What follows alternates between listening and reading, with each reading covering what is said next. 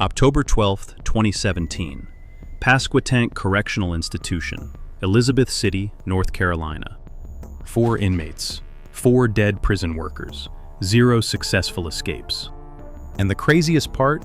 They planned it for 3 months, built weapons from sewing supplies, and the ringleader made backpacks and pants right in front of the officers. Mikel Brady was serving 24 years for shooting a state trooper 4 times. On the afternoon of October 12th, he and 3 other inmates launched a coordinated attack inside the prison's sewing plant, stabbing and bludgeoning 4 staff members to death before making a run for the fences. But this isn't just a story about a failed prison escape. It's about the sewing plant that handed scissors with 6-inch blades to inmates convicted of murder. The prison so understaffed that 1 in 4 positions was vacant, and the self-proclaimed pack leader who told a jury he cared about one of his victims, then described in detail how he killed her. One officer was stabbed 67 times, 67, with a pair of scissors, in a room where he was the only guard watching 30 inmates. This is Mikel. Brady's childhood was marked by violence from the start. He was born to a teenage mother and raised by a physically abusive father. From an early age, he suffered from developmental issues. He was later diagnosed with bipolar disorder and post-traumatic stress disorder. Despite these diagnoses, Brady's father was reportedly against him taking prescribed medications, preventing him from receiving proper treatment during his formative years. By his teenage years, Brady was deep into criminal behavior. He became involved in a drug and burglary ring, responsible for numerous break-ins in the Randolph area. In 2008, he was arrested for stealing 209 sticks of dynamite from a quarry in Bethel, Vermont. 209 sticks of dynamite, at 19 years old. Did anyone see what was coming? Did anyone look at this trajectory and think, this person needs to be watched? Brady served time for the dynamite theft. After his release, he experienced a brief period of stability. It didn't last. In 2013, he was caught attempting to poach deer. Instead of facing the consequences, he fled Vermont while still on furlough, violating the terms of his release. He headed south. He ended up in North Carolina. In February of 2013, Brady was pulled over for a seatbelt violation in Durham, North Carolina. A seatbelt violation, the kind of stop that takes 2 minutes and ends with a warning. Instead of accepting the ticket, Brady pulled out a gun and shot State Trooper Mikel 4 times. 4 rounds into a man who had done nothing more than enforce a traffic law. Potts survived, barely. The attack ended any chance Brady had at a normal life. It also revealed something about Brady that investigators would later understand. When cornered, Brady didn't negotiate. He didn't run first. He went straight to violence. Brady was convicted of attempted murder. He received a 24-year state prison sentence. He was also convicted of federal charges for felony possession of firearms and received an additional 40 years in federal prison from Chief United States District Judge William Lindsay Osteen, Jr. Combined, he was looking at 64 years behind bars. He was sent to the Pasquotank Correctional Institution in Elizabeth City to serve the state sentence first. He arrived at Pasquotank in January of 2014. He was 24 years old. He had decades of prison ahead of him, and he was furious about every single one of them. In his own words, during the interrogation after the attack, Brady told investigators he was mad at the justice system. He wasn't happy with being sentenced to 60 years behind bars. He said inmates were treated unfairly. He said the race card was always thrown. He said they just don't care about us. Inmates do everything, and we get stepped on over and over and over. That anger would fester for 3.5 years, and it would end in the worst way imaginable.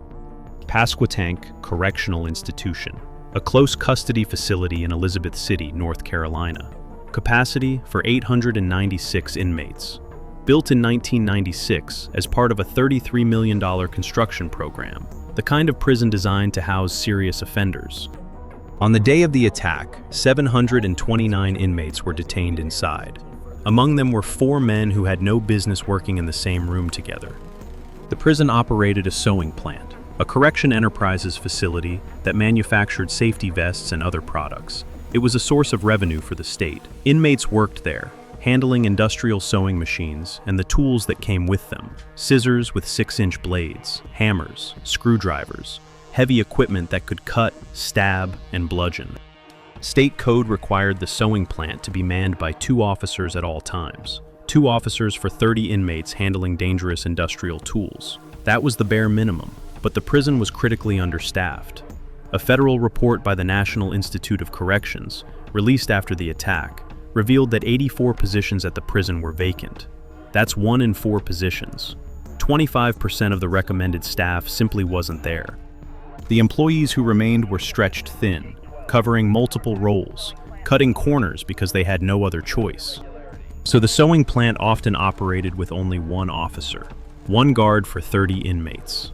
On October 12, 2017, that lone officer was Justin Smith, 35 years old, alone in a room with 30 inmates, 12 of them classified as close custody, meaning they required the highest level of security within the facility. How do you put 1 officer in a room with 30 inmates, 12 of them high security, and give those inmates access to scissors with 6-inch blades, hammers, and screwdrivers? How does that policy survive a single day without someone raising an alarm? And the security failures didn't stop at staffing. The federal report found that dangerous tools were distributed by inmates rather than prison staff, as required by policy. Inmates were handing out the weapons to each other. The day before the escape, inmates had checked out scissors with 6-inch blades, 2 screwdrivers, a ball-peen hammer, and a claw hammer. None of those tools were properly accounted for at the end of the shift. Prisoners could come and go from the sewing area without being searched. A door from the sewing plant to a hallway that led outside was left unlocked by the supervisor. A door to the back dock and the exterior of the prison was also left unlocked. Inmates could hide behind storage racks where cameras couldn't see them. And though not accessed during the escape, a cabinet of guns and ammunition at the entry gatehouse was left unlocked. An unlocked gun cabinet. In a prison housing 729 inmates. How does an institution find 100% compliance in a security audit with conditions like these? A state audit of the prison in February of 2017, just 8 months before the attack, had found exactly that, 100% compliance. Employees later told investigators there was a mentality of, "You scratch my back and I'll scratch yours," when it came to internal security audits. The audits were a formality. Nobody was actually checking. The prison was a disaster waiting to happen, and Brady knew it. Brady worked in the warehouse connected to the sewing plant. He had access to hammers, scissors, and saws. In his own words at trial, he said he could go anywhere he wanted to go. No questions asked. He recruited 3 other inmates. Jonathan Monk, who was serving 13 years for the attempted murder of a woman he'd slashed with a knife at least 15 times. The victim was the wife of a fellow soldier who had served in the military alongside Monk. Wiseazah Buckman, who was serving 26 to 32 years for the 2014 murder of Thurmont Davis. And Seth Frazier, the oldest of the group, was a convicted felon serving time for burglary and aggravated assault. 4 violent offenders. A man who shot a state trooper. A man who nearly killed a woman with a knife. A man who murdered someone with a gun. A convicted sex offender. All working in the same area, with access to the same tools, watched by 1 officer. What could the 4 of them accomplish together, with 3 months to plan? The plan took shape slowly, carefully. They chose a Thursday because they knew no one would be watching the loading dock on that day of the week. Brady, who worked in the warehouse, had unlimited access to materials. He made backpacks from sewing materials. He sewed pants. He did it openly, right in front of the officers. Nobody noticed. Nobody checked. Nobody thought to ask why an inmate was making backpacks in a prison sewing plant. They prepared 4 backpacks containing shirts, socks, and food for life on the outside. Brady fashioned spears from wooden broom handles and metal ripped from shelving. They stuffed paper into the latch of a prison door so it wouldn't lock behind them. They gathered stacks of cardboard from the warehouse to use as kindling for a fire, which would serve as a diversion when the time came. The original date for the escape was supposed to be 2 weeks later, but Brady became paranoid that another inmate had gotten wind of the plan and was going to turn them in, so they moved it up. October 12, 2017, a Thursday afternoon. 3 months of planning compressed into one final decision. Would they actually go through with it? Would 4 men armed with scissors and hammers really try to fight their way through an entire prison? What happened next would become the deadliest escape attempt in North Carolina history. 3 p.m. The 4 inmates returned from lunch to the sewing plant. They began gathering their supplies: the hammer, the screwdrivers, the scissors from the sewing kits. Everything they had been stockpiling for months was now in their hands. They started a fire using the cardboard as a diversion. Smoke filled the sewing plant. The sewing plant supervisor panicked. She didn't know what to do. She had never been properly trained in emergency response. There was a delay in sounding the alarm. Those seconds mattered. In those seconds, the inmates were already moving. What if the alarm had gone off immediately? What if there had been 2 officers in the room instead of 1? Would Justin Smith still be alive? Brady and the others moved fast. They had rehearsed this. 3 months of planning came down to the next few minutes. Justin Smith, 35 years old, the only corrections officer in the sewing plant that afternoon. The inmates targeted him first. Brady had observed that Smith was not a good communicator. They needed his radio. They lured him behind some boxes. What happened next was captured on fragments of surveillance video. Smith was led behind the storage area. His throat was slashed. He was stabbed. According to autopsy reports, Justin Smith was stabbed 67 times. 67. Including 45 stab wounds to his body. He sustained 32 blunt force injuries to his head and neck. He died on the scene. They took his radio. Veronica Darden, 50 years old, Corrections Enterprise Manager, head of the sewing plant. She had worked for the Department of Corrections for years. During the trial, Brady said something chilling about her. She was a mother figure to me. I cared about Mrs. Darden. She was a great woman, and I'm not taking that away from her.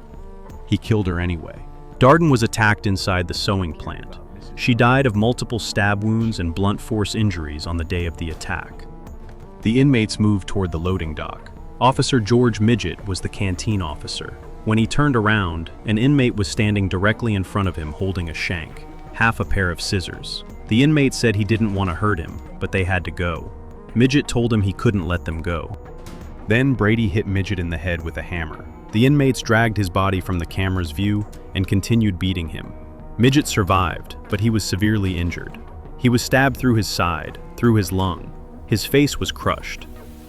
Sergeant Casper, a supervisor, heard the commotion. He and another officer rushed toward the warehouse door near the sewing plant. They could hear hollering and screaming. When they arrived, it was, in Casper's words, a horror scene.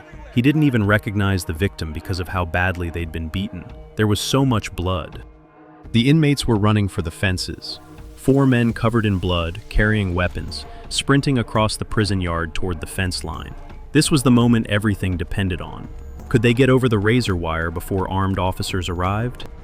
Casper engaged one of them, trying to get between the inmates and the fence. He was struck in the back with a hammer. When he turned to get the attacker off him, he was stabbed in the face. Other officers came to help. Casper went back inside. He found Wendy Shannon and Jeffrey Howe. Wendy Shannon, 49 years old, corrections officer. She was attacked during the chaos. Casper knelt beside her, putting his hands on her, pleading with her that it was going to be okay. Shannon held on for 18 days. She died on October 30th, 2017. Jeffrey Howe, 31 years old, maintenance mechanic, the youngest victim. Brady later admitted he beat Howe to death with a hammer. Howe fought for his life for 22 days. He died on November 3rd, 2017, at Centera Norfolk General Hospital. 4 dead. Justin Smith, 35. Veronica Darden, 50. Wendy Shannon, 49. Jeffrey Howe, 31. 10 other prison employees injured, 3 of them hospitalized in critical condition. And the inmates? They never made it out. Officer Scott Stormer responded to the alarms. He found the 4 inmates beating on a fellow officer with a hammer and fists and stabbing him with scissors. The inmates ran when they saw approaching officers. Stormer and others pursued them into the open prison yard. Stormer had only a can of pepper spray and a baton. Guards inside the prison did not carry guns. He was chasing 4 men who had just murdered multiple people, and he was armed with pepper spray. Would it be enough? The inmates were trying to climb a series of interior fences, topped with razor wire. Monk stopped and lunged at Stormer. Stormer hit him with pepper spray and struck him with his baton. Monk ran. What Stormer thought was a punch to his back was actually a stab wound. He'd been stabbed 3 times with scissors. The blade missed his spinal cord and kidney by inches. He kept pursuing the inmates anyway. Wiseza Buckman got caught in the razor wire of one fence. He hung upside down. Stormer doused him with pepper spray. Buckman fell, got up, and kept running, but the fences held. Brady made it the furthest. He reached the base of the exterior fence, the last barrier between him and the outside world. Armed officers with guns surrounded him. Would he try to climb? Would he fight? Brady stopped. He yelled at them. "Shoot me! Shoot me!" One officer fired at Brady, but missed. Brady later said he tried to get the officers to shoot him in the chest. He tried multiple ways. Finally, he gave himself up. All 4 inmates were captured. None of them made it past the exterior fence. The escape had failed. But 4 people were dead or dying, and the prison compound and nearby schools were placed on lockdown while officers confirmed no one had gotten out. 729 inmates, 30 in the sewing plant, 4 attackers, 4 dead, 10 wounded. And the whole thing lasted only minutes from the first swing of the hammer to the last inmate being taken down at the fence line. The odor of pure blood. That's how witnesses at the later trial described the scene inside the sewing plant. Crime scene investigators took more than 100 photographs of the areas where employees were attacked and the wounds they suffered. The images were shown to the jury during Brady's trial. Some jurors looked away. Investigators recovered the 4 backpacks the inmates had prepared, packed with supplies for life on the outside. They found the paper stuffed into the door latch. They found the makeshift spears. They found the cardboard used to start the fire. And they found the weapons: a claw hammer, a ball-peen hammer, half a pair of scissors covered in blood. Within hours of the attack, Brady was sitting in an interrogation room with SBI Special Agent Paul Munson. The interview lasted an hour and a half. Brady was calm, direct. He confessed to plotting and participating in the attack. He said the justice system is supposed to be fair around the world, in my opinion. He said he had nothing to lose. The investigation that followed revealed a system that had been failing for years, and it cost people their careers. The National Institute of Corrections inspected the prison in November of 2017 and released a scathing report in January of 2018. The findings were devastating. 25% of staff positions vacant, tools distributed by inmates instead of officers, multiple doors left unlocked, including the one that led outside, camera blind spots in areas with flammable materials, no personal alarm systems for staff, insufficient emergency response training, a gun cabinet at the gatehouse left unlocked, and an audit culture built on mutual back-scratching rather than genuine accountability.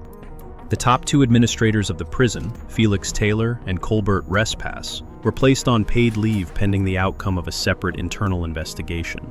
The sewing plant supervisor who panicked and delayed the alarm faced scrutiny. The entire chain of command at Pasquotank was called into question. The North Carolina Department of Public Safety implemented sweeping changes. Body armor was issued to guards across the state. Tasers were given to supervisors. Access to tools and prison work programs was severely restricted. More than 10,000 stab-resistant vests were distributed to prison employees statewide. The work assignment process was reviewed, and the criteria that had allowed violent offenders to work with dangerous tools were overhauled. Emergency response training was expanded. Personal alarm systems were added. But for the families of Justin Smith, Veronica Darden, Wendy Shannon, and Jeffrey Howe, no policy change would ever be enough. No vest, no taser, no training manual. None of it could undo what happened on October 12, 2017. None of it could bring them back. Brady was the first to stand trial. In October of 2019, his case was heard in Dare County Superior Court. The trial lasted 3 weeks. During the guilt phase, District Attorney Andrew Womble pointed at Brady with the bloody hammer used in the killings. He told the jury the attack was planned, plotted, and prepared for 3 months. He said Brady was the ringleader who gathered the weapons and finished off those who got in his way. The jury took 35 minutes to find Brady guilty on all 14 charges. 35 minutes for 4 murders, 4 counts of first-degree murder, attempted prison escape, attempted murder, assault with a deadly weapon, intent to kill, arson. 35 minutes. That's how long it took 12 people to decide that everything Brady did on October 12, 2017 was exactly what prosecutors said it was. Planned, premeditated, deliberate. But the question remained, would Brady live or die for what he'd done? During the sentencing phase, Brady took the stand. He spent parts of 2 days testifying. He calmly described how each victim was stabbed and beaten to death. He said he had to do whatever it took to escape. When asked if he knew the difference between right and wrong, he said yes. When asked if he knew murder was wrong, he answered, "Murder is a different name for death, but yes." The prosecutor asked the question that summed up the entire case. At the end of the day, escape versus these people's lives. You chose escape? Brady's answer confirmed everything. His defense attorneys argued for life imprisonment, citing his abusive childhood and his psychiatric diagnoses. Attorney Thomas Manning summarized Brady's childhood in a poem. As the twig is bent, so goes the tree. Manning also argued that the failures of the Department of Corrections must be taken into account. The blame does not stop with Mikel Brady and his actions, he said. The failure of the Department of Corrections must be taken into account. Would the jury show mercy? Would the abusive childhood and the psychiatric diagnoses be enough to save Brady's life? The jury deliberated for 52 minutes. Unanimous verdict: death. On October 28, 2019, Mikel Brady was sentenced to death on all 4 counts of murder. He sat stone-faced as the judge read the verdict. He wasn't the only one. On November 11, 2023, Wizeza Buckman was also sentenced to death. On March 27, 2025, Jonathan Monk received 4 death sentences as well. On September 29, 2025, Seth Frazier, the last of the 4, pleaded guilty and was sentenced to life in prison without parole, plus 93 to 116 years. 3 death sentences, 1 life sentence. For an escape that never succeeded. For an escape where not a single inmate made it past the razor wire. 4 people dead for nothing. Brady and Buckman are currently housed at ADX Florence, the federal supermax in Colorado, the most secure prison in the United States. They will be transferred back to North Carolina when execution dates are set. The state of North Carolina hasn't carried out an execution since 2006. Whether Brady will actually face the needle remains an open question. But the sentence stands, and the 4 people he killed will never come home. Their families will never get a phone call from them again. Their children will grow up without them. And every October 12th, the prison they worked at will stop and remember what happened inside a sewing plant on a Thursday afternoon. On October 12, 2022, 5 years after the attack, staff at Pasquotank Correctional released balloons into the sky at 10:12 a.m. A moment of silence followed. In Raleigh, at the Fallen Officers Memorial, Acting Commissioner Brandishon Harris called the victims heroes. "They died doing their jobs," Harris said. "We must always keep them in our hearts. We must never allow October 12, 2017 to fade from our memories." Justin Smith, Veronica Darden, Wendy Shannon, Jeffrey Howe. 4 people who went to work on a Thursday afternoon and never came home. Killed with hammers and scissors in a room where the state had decided 1 guard was enough. Scott Stormer, the officer who was stabbed 3 times and kept chasing the inmates anyway, left his prison job after the attack. He works in the food industry in Pennsylvania now. The scars are still there.